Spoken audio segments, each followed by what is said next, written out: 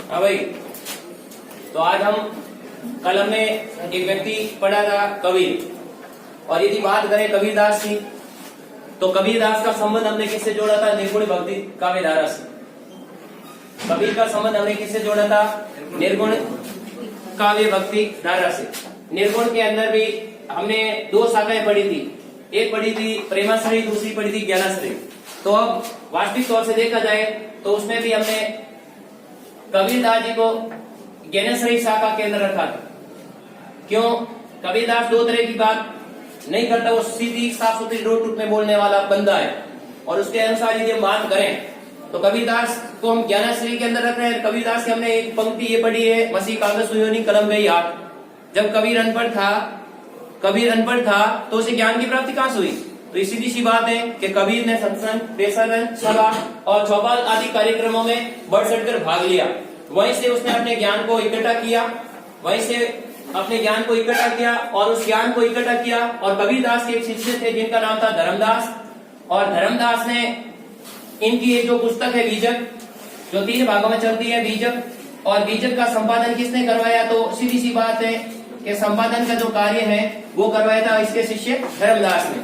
तो कबीरदास के बारे में उसके बाद में हमने पढ़ा था कबीरदास के गुरु का नाम, और जो गुरु का नाम था वो था रामानंद। गुरु का नाम था रामानंद। वास्तविक तौर से देखा जाए तो रामानंद के भी 12 शिष्य थे, उसमें से कबीर भी एक शामिल है।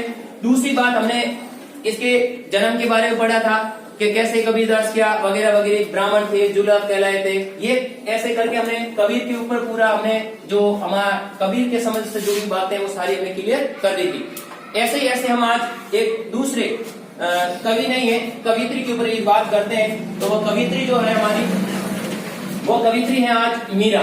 आज हम किसके बारे में पढ़ेंगे? मीरा के बारे में। तो हल्का फुल्का आपको कबीर के बारे में थोड़ा ध्यान रखना है कि कैसे बाह्य आडंबरों के ऊपर आपने लिखा है, और कैसे वो हिंदू और मुस्लिम जो सांप्रदायिकता के नाम पर लोग लड़े झगड़े करते आ रहे हैं, उन्होंने कैसे भगवान और रहीम का रहस्य नहीं जाना, ऐसे ही धर्म के नाम पर, है ना, आज तक लड़ते आ रहे हैं। प्राचीन समय की अलग बात है, उनके ऊपर आज हम पढ़ेंगे मीरा के बारे में। तो मेरे ख्याल से ये अपने मीरा की बात यदि करें तो मीरा जन्मी मेड़ था, ठीक है ना, कुर्की ग्राम क्षेत्र से। और मीरा का जो जन्म है वो कबीर से जस्ट 100 वर्ष बाद में हुआ था। जैसे कबीर का जन्म हमने पढ़ा था 1398 ईस्वी में, तो मीरा का भाई 1498 ईस्वी में, लेकिन गई कब? 1546 ईस्वी में। अब देखो ध्यान से सुनना, मीरा की मृत्यु 1546 ईस्वी में, लेकिन मीरा की मृत्यु कैसे हुई ये बात यदि अपन करें तो ऐसा कहा जाता है कि द्वारका के अंदर भगवान रिंसोड राय मूर्ति के अंदर ये मीरा है जो 1546 के अंदर समाहित हो गई थी। लेकिन उससे पहले कक्षा 11 की यदि अपन बात करें तो हल्का मीरा के बारे में आपको ध्यान होना अति आवश्यक है। मीरा यहाँ सबसे बड़ी बात यह है कि ये सगुणी काव्य धारा की है। सगुणी काव्य धारा, देखो सगुण लिखो या सगुणी लिखो कोई फर्क नहीं पड़ता, सगुण काव्य धारा की कवियत्री है।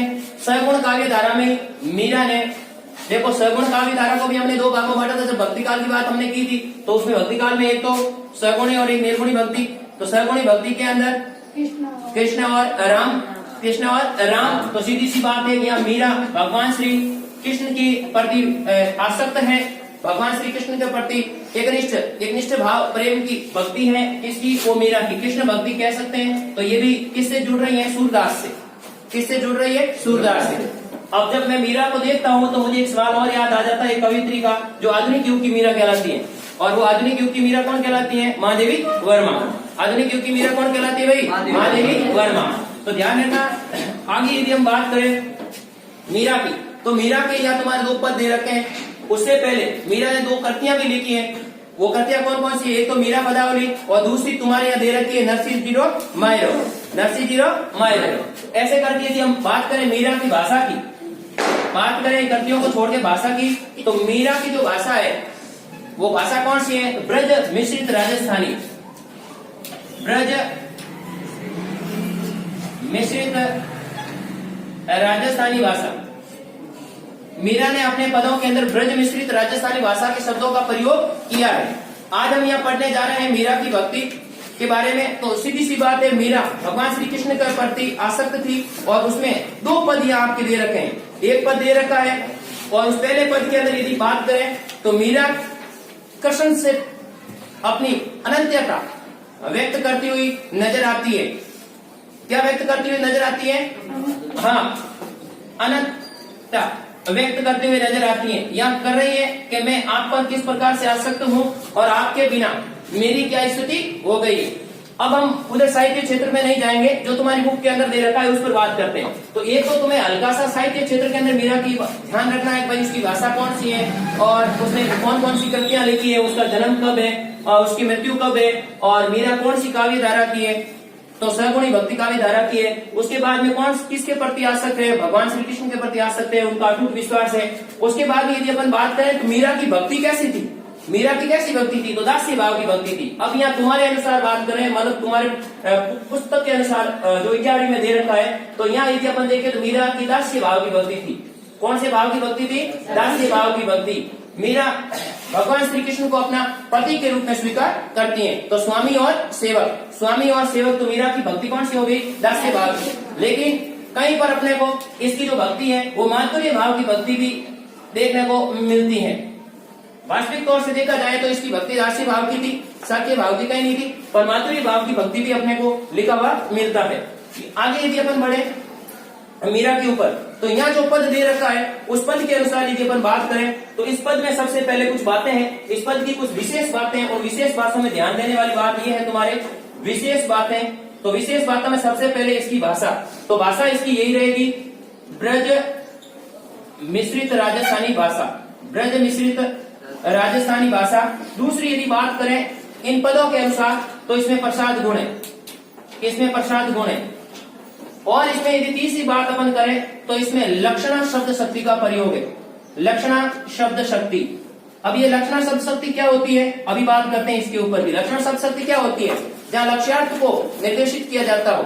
सीधी सी बात है, जब मुख्य अर्थ को छोड़कर किसी लक्ष्य या लक्ष्यार्थ को बताया जाए तो वहां पर लक्षणा शब्द शक्ति होती है। तो जैसे मैंने कहा गाय घास चरती है, सीधी सी बात है, संकेतार्थ है तो अभिधा हो गई। लेकिन मैंने कह दिया मेरा मित्र है वो गाय, मेरा मित्र है वो क्या है? गाय। तो यहाँ मित्र गाय कैसे हो सकता है? मित्र गाय नहीं हो सकता। लेकिन मित्र की जो गुण है, मित्र का जो स्वभाव है वो गाय के जैसा धीमा है, मतलब सीधा साधा है, इसमें किसी प्रकार, ठीक है ना। तो हम यहाँ देख सकते हैं जब लक्ष्यार्थ को लिया जाए, लक्षक को लिया जाए तो लक्षण शब्द शक्ति, जब संकेतार्थ को लिया जाए तो अभिधा शब्द शक्ति, और जब इन दोनों को छोड़कर संकेतार्थ यानी मुख्यार्थ को छोड़कर, लक्ष्यार्थ को छोड़कर किसी व्यंग्यार्थ को लिया जाए, अर्थात तीसरे अर्थ को लिया जाए तो वह व्यंजना शब्द शक्ति होती है। चौथी बात यदि मैं यहाँ करूं तो इस मीरा के अंदर, इस मीरा पद के अंदर यदि मैं बात करूं तो इसके देखा जाए घुमा फिरा कर यदि बात कही जाए तो 2 और 1 तीन प्रकार के अलंकारों का प्रयोग हुआ है, जिसमें एक तो है रूपक अलंकार चल रहा है आपके, रूपक अलंकार। एक इसमें आपके अलंकार चल रहा है वो अनुप्रास अनुप्रास अलंकार, अब रूपक अलंकार। और उसके बाद में जो तीसरा है, जो तीसरा ये अलंकार चल रहा है अनियोक्ति अलंकार। और अनियोक्ति का मतलब क्या होता है? अनियोक्ति का अर्थ होता है दूसरा कथन। अनियोक्ति का अर्थ क्या हो गया? हाँ, बात क्या कर रही है और उसका अर्थ क्या निकल रहा है, अनियोक्ति है, तो वहां पर अनियोक्ति अलंकार। यदि यह बात करें तो अनियोक्ति अलंकार। एक इसमें हल्का फुल्का मिल जाता है उदाहरण अलंकार भी, दृष्टांत नहीं कह सकते क्योंकि वाचक शब्द का प्रयोग है। तो ये 4 अलंकार यहाँ चलते हैं। चौथा अलंकार है अपना उदाहरण अलंकार। अब ये देखो ध्यान से सुनना, जहाँ अन्य की बात की जाए अनियोक्ति, जहाँ एक ही वर्ण की बार बार आवृत्ति हो अनुप्रास, जहाँ उपमेय और उपमान के ऊपर आरोप लगा दिया जाए, क्या लगा दिया जाए? आरोप लगा दिया जाए, ठीक है ना। तो वहां पर कौन सा हो जाएगा? उपमा अलंकार। उदाहरण, जब पहली पंक्ति का चरितार्थ दूसरी पंक्ति कर रही हो, जब पहली पंक्ति का चरितार्थ उसकी दूसरी पंक्ति कर रही हो लेकिन उसमें वाचक शब्दों का प्रयोग हो, लेकिन ध्यान से सुनना, लेकिन उसमें वाचक शब्दों का प्रयोग हो तो अलंकार होता है आपके उदाहरण। अगर वाचक शब्दों का प्रयोग नहीं है, परिभाषा वो सेम की सेम रहेगी। अगर वाचक शब्दों का प्रयोग नहीं है तो अलंकार हो जाएगा दृष्टांत। तो दृष्टांत और उदाहरण अलंकार में एक हल्का सा डिफरेंट है, केवल वाचक शब्दों का डिफरेंट है। ठीक उसी प्रकार से उपमा, रूपक और उत्प्रेक्षा में भी ऐसा ही हल्का हल्का क्या है, वाचक शब्दों का ही अंतर है।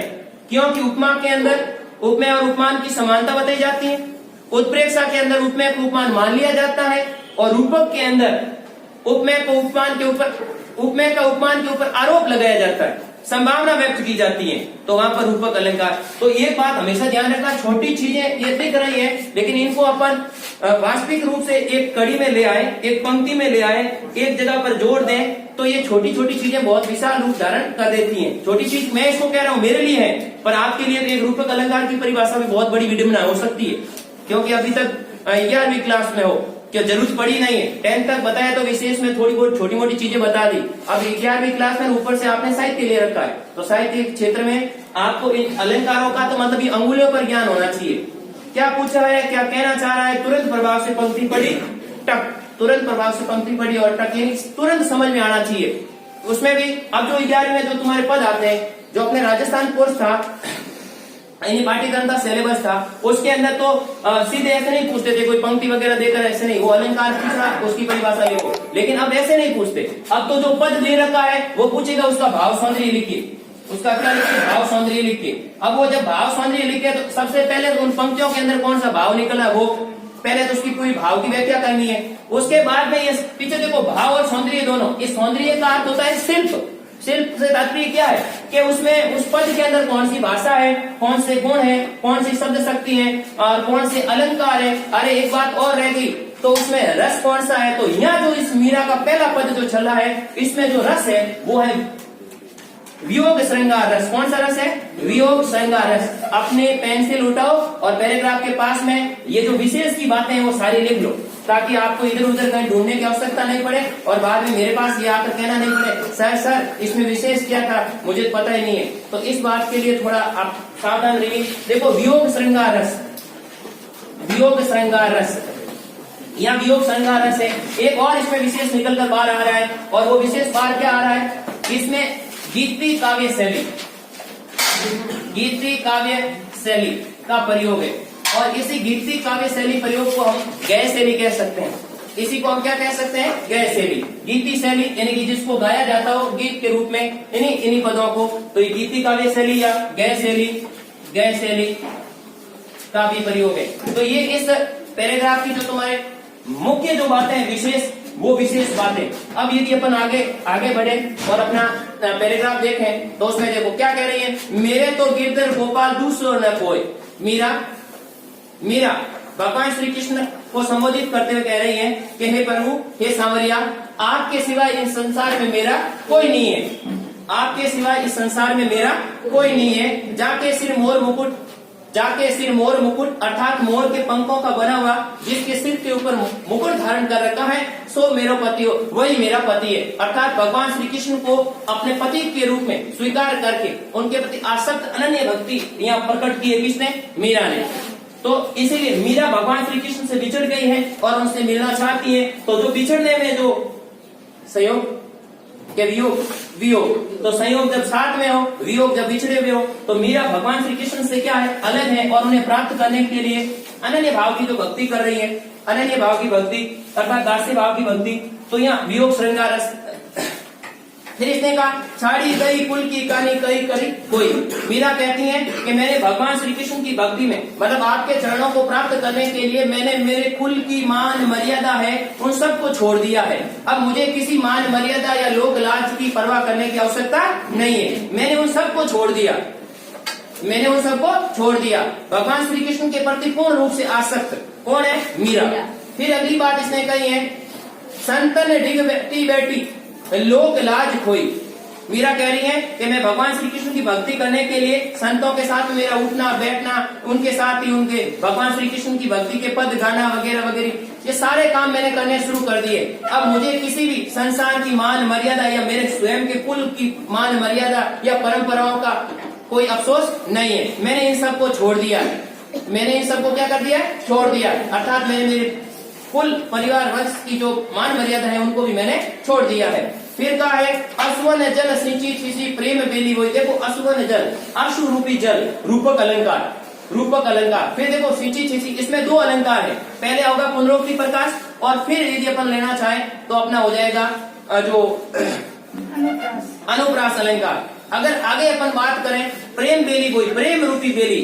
अब देखो मीरा ने भगवान श्री कृष्ण के प्रति प्रेम रूपी बेली को बोकर अपने आंसू रूपी जल से उसकी सिंचाई की है।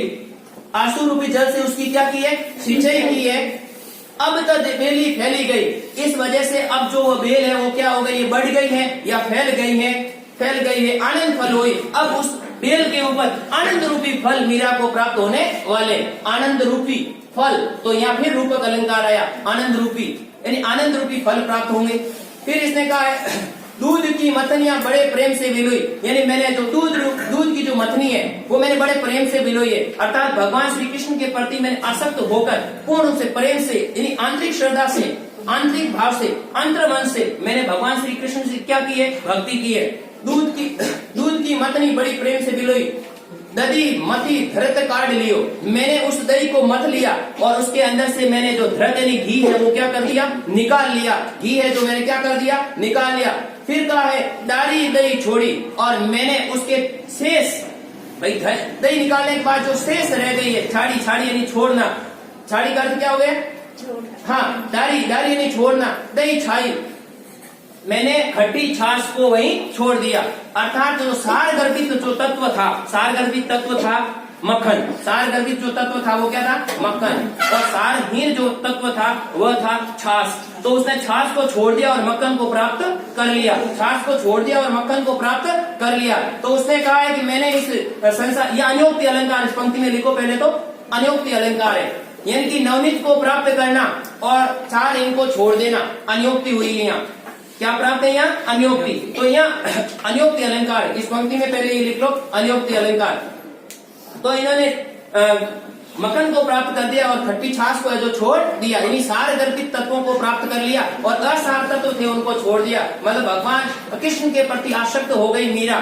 केवल और केवल एकमात्र है कि वही संसार में अपने सुखमय जीवन को जी सकता है जो भगवान श्री कृष्ण के प्रति आसक्त है, उनसे जो प्रेम रखता है, उनकी जो भक्ति करता है, उसका भवसागर है जो पार हो जाएगा। अर्थात उसको ही भगवान श्री कृष्ण के चरणों की प्राप्ति होगी। मीरा का ऐसा मानना है। नवनीत को प्राप्त करने वाली है मीरा। फिर इसने आगे बात जो कही है, भगत देखी राजी हुई और जगत देखी रोई। मीरा भगवान श्री कृष्ण के भक्तों को देखकर तो बहुत खुश होती है, लेकिन जो भगवान श्री कृष्ण की भक्ति नहीं करते वो संसार को देखकर मीरा बेहद तड़पती है, रोती है कि इनका क्या होगा, इनका क्या होगा। फिर कह रही है दासी मीरा लाल गिरधर तारो अब मोई। तारो का अर्थ होता है उद्धार करना। मीरा भगवान श्री कृष्ण से विनय करती हुई कहती है कि हे प्रभु, मैं तो आपकी दासी हूँ। तो सीधी सी बात है, यहाँ दासी शब्द ऑलरेडी आ चुका है। तो यह मीरा भगवान श्री कृष्ण को अपना स्वामी मान रही है और दासी भाव की भक्ति स्पष्ट रूप से दिखाई दे रही है, स्पष्ट रूप से।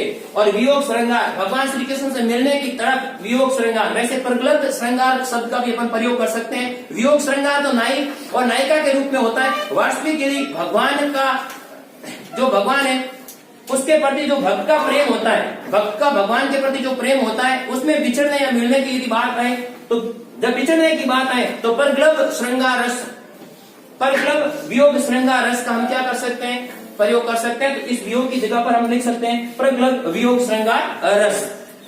तो आगे बात कही दासी भाव की भक्ति। मीरा भगवान श्री कृष्ण को कह रही है कि हे प्रभु, मैं तो आपकी क्या हूँ? दासी हूँ। अब आप मुझे अपने चरणों में जगह दे दो और मेरे इस जीवन का उद्धार कर लो। आप ही मेरे जीवन का क्या कर सकते हो? उद्धार कर सकते हो। तो भगवान श्री कृष्ण के प्रति अनन्य भाव की भक्ति किसकी है भाई? मीरा की। किसकी है? मीरा की। तो पहले पद के अंदर यदि अपन बात देखें तो सबसे मेन बात जो विशेष की है इसके, तो हमने ये बात कर रही है कि इसमें ब्रज मिश्रित भाषा आ रहा है, ब्रज मिश्रित राजस्थानी भाषा का प्रयोग है। प्रसाद गुण हो गया, लक्षण शब्द शक्ति हो गई। उसके बाद यदि अपन बात करें तो वियोग श्रृंगार रस हो गया, वियोग श्रृंगार रस हो गया। इसकी जगह पर अपन परग्लभ वियोग श्रृंगार लिख सकते हैं। उसके बाद में यहाँ रूपक अलंकार आया, अनुप्रास आया, अनियोक्ति आया, उदाहरण आया। उसके बाद में एक और मैंने अभी लिखा है हाल ही में, पुनरोक्ति प्रकाश। कौन सा अलंकार? पुनरोक्ति प्रकाश। उसके बाद में यदि बात करें तो गीति शैली आ गई और गए शैली। दोनों ही सेम ही है, दोनों में से किसी एक का पर विशेष में लिख सकते हैं। तो आने वाला सवाल आपसे क्या बन सकता है? मान लो मीरा का ये पद दे दिया तुम्हें, वार्षिक परीक्षा है अपने 10 दिसंबर से, तो उसमें मीरा का पद दे दिया, या तो मीरा का पद देकर कहेगा इसकी सप्रसंग व्याख्या करो, सप्रसंग व्याख्या करो। सप्रसंग जब व्याख्या की बात करेगा तो स का अर्थ यहाँ संदर्भ से है, प्रसंग का अर्थ यहाँ प्रसंग से है और व्याख्या का अर्थ व्याख्या से है। व्याख्या में दोनों चीज आएगी, भाव पक्ष भी आएगा और विशेष भी आएगा। तो भाव पक्ष के अंदर और विशेष में संदर्भ का मतलब होता है कि आपके जो पेपर के अंदर एक पैराग्राफ लिखा हुआ आएगा, यानी पद लिखा हुआ आएगा। अब वो मीरा का आ सकता है, कबीर का आ सकता है, रामनरेश त्रिपाठी का आ सकता है, सुमित्रानंद पंत का आ सकता है, कोई भी आए। तो एक तो संदर्भ जब भी लिखते हो उससे पहले आपको एक शब्द और जोड़ना होता है, शब्दार्थ। दिए गए पदों के अंदर से जो आपके शब्दार्थ है ना, उन शब्दार्थों को लिखना चाहिए आपको, पहली सर। दूसरी बात यदि करें संदर्भ, तो संदर्भ में क्या होता है, ये कहां से लिया गया है, इसके लेखक कौन है। जैसे अपनी इस कृति अपन ये जो पढ़ रहे हैं मीरा, तो मीरा हम कौन सी किताब से पढ़ रहे हैं, तो हमारी पाठ्य पुस्तक की आरो बाग कौन सा, आरो बाग मीरा द्वारा रचित पद से लिया गया है। तो संदर्भ हो गया। प्रश्न में या मीरा ने भगवान श्री कृष्ण के प्रति जो आसक्त और अन्य भाव की जो भक्ति है उसको प्रकट किया है। ये हो गया आपने क्या प्रश्न। उसके बाद में उसकी व्याख्या जो मैंने अभी पूरी करवा दी है। फिर आगे कौन सा आएगा आपका विशेष। विशेष में ये सारी बातें, टोटल बातें विशेष में आपको क्या करनी है, लिखनी है कि कौन सी शैली है, क्या गैप। और यहाँ देखो एक छंद की यदि अपन बात करें तो मीरा, हाँ बहुत अच्छा याद है विशेष में छंद। छंद यहाँ कौन सा भाई, मुक्तक छंद है भैया। छंद कौन सा यहाँ पर भी, मुक्तक छंद है भाई। मुक्तक छंद का मतलब क्या हो गया, जिसमें यति गति लय के साथ में अंत में जो तुकांत जोड़ देते हैं और अपनी कविता। अब देखो यति गति और लय को तो हम क्या कहते हैं, नियमों में बंधी हुई पंक्तियों को छंद कहते हैं अर्थात। हाँ, तो यहाँ मुक्तक छंद, मुक्तक छंद का मतलब है जिसमें किसी भी छंद के नियमों की पालना नहीं की हो। अब जैसे दोहा छंद है, दोहा छंद है तो 13-11, चौथा छंद है तो 11-13, मतलब फिक्स जो यति लग रही है, प्रथम में कितनी होगी, चरण में, द्वितीय चरण में मात्राएं कितनी होगी, तृतीय में कितनी होगी, चतुर्थ में कितनी होगी, ये सारी बातें वहां क्लियर होती है। लेकिन यह मुक्ता में ऐसा कोई रूल्स या नियम नहीं है कि भाई उसमें लाइनें कितनी हो रही, क्या हो रही है। व्यक्ति जब चाहे वो अपनी गीति शैली का, गैर शैली का प्रयोग करके अपने पदों का सृजन कर सकता है, अर्थात कवि हो या कवियत्री हो, वो इसमें छंद में कौन सी शैली में, गीति काव्य शैली में। हाँ, इसके साथ में वो चाहे तो चित्रात्मक शैली का प्रयोग ले सकता है, बिंबात्मक भी ले सकता है। बढ़िया, जैसा चित्रण चल रहा होता है उसके अनुरूप भी ये मुक्तक छंद किसी भी शैली में क्या हो सकता है, लिखा जा सकता है। तो आप थोड़ा ध्यान रखेंगे ये बात अपने। आज इतना ही, और नेक्स्ट जो कल करेंगे अपन अगला जो पद है वो